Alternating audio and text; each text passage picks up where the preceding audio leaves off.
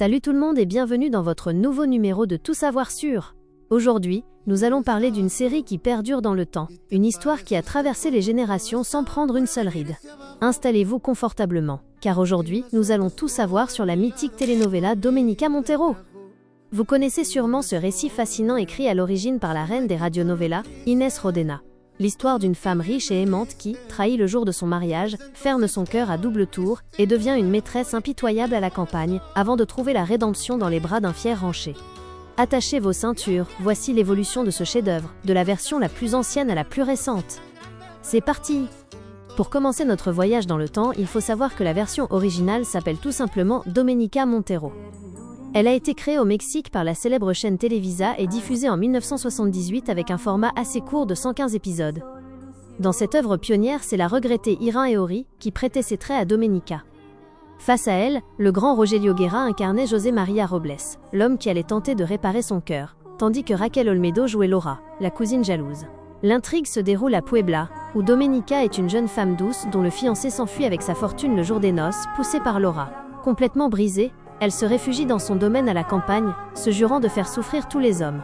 Cette version pose vraiment les bases de l'esthétique classique des années 70, avec un ton très théâtral et une héroïne qui incarne la transition parfaite entre la femme soumise et la femme de poigne.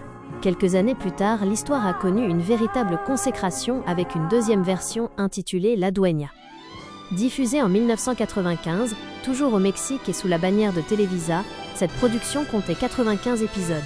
Ici, notre héroïne change de nom pour s'appeler Regina Villarreal, interprétée par la talentueuse Angélica Rivera.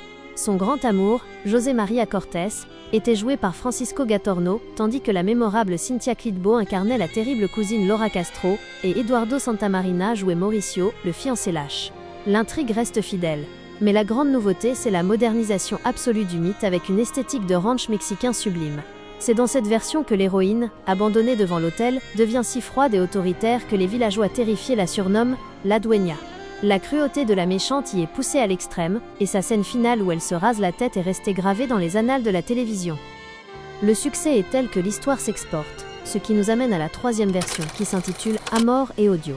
Pour cette adaptation, on change de décor puisqu'elle a été créée au Brésil par la chaîne SBT en partenariat avec Televisa, et diffusée en 2001 sur un total de 110 épisodes.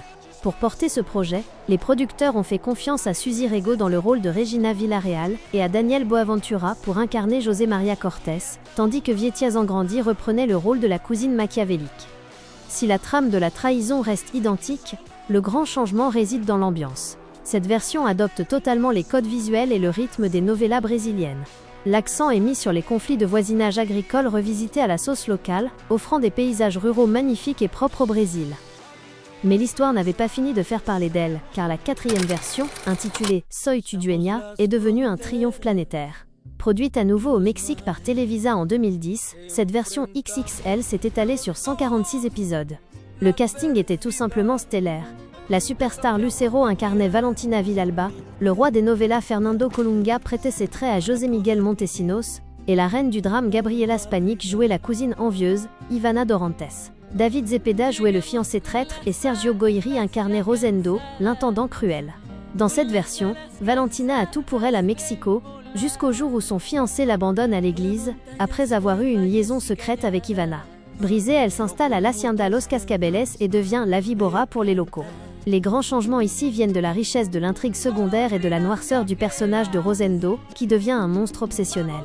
De plus, le face-à-face entre Lucero et Gabriela Spanik a donné lieu à des scènes de crépage de chignons absolument légendaires. Enfin, nous arrivons à la cinquième et plus récente version, qui a choisi de revenir aux sources en s'intitulant elle aussi Domenica Montero.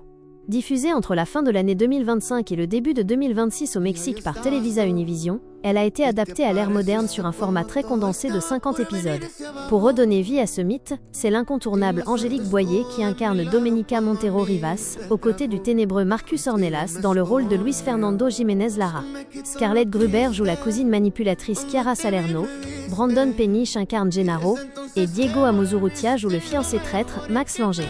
L'histoire est totalement réinventée pour le public d'aujourd'hui. Domenica n'est plus seulement une riche héritière, c'est une femme d'affaires respectée à Puebla, dont le mariage s'effondre sous le coup d'un énorme scandale médiatique et numérique. Elle s'exile dans une ancienne plantation de café qu'elle rebaptise la Abandonada. Le grand changement est donc ce cadre contemporain lié au business du café de haute qualité et l'utilisation des réseaux sociaux dans les intrigues de la cuisine. La tension psychologique et la sensualité entre Angélique Boyer et Marcus Ornelas apportent une fraîcheur incroyable à cette œuvre. Et voilà! Vous savez maintenant tout sur les métamorphoses de cette histoire incroyable. De la douceur d'Irène et Ori en 1978 au caractère d'acier d'Angélique Boyer aujourd'hui, cette femme trahie continue de régner sur nos écrans. Dites-nous en commentaire, quelle est votre version préférée? On se retrouve très vite pour un prochain numéro de Tout savoir sur.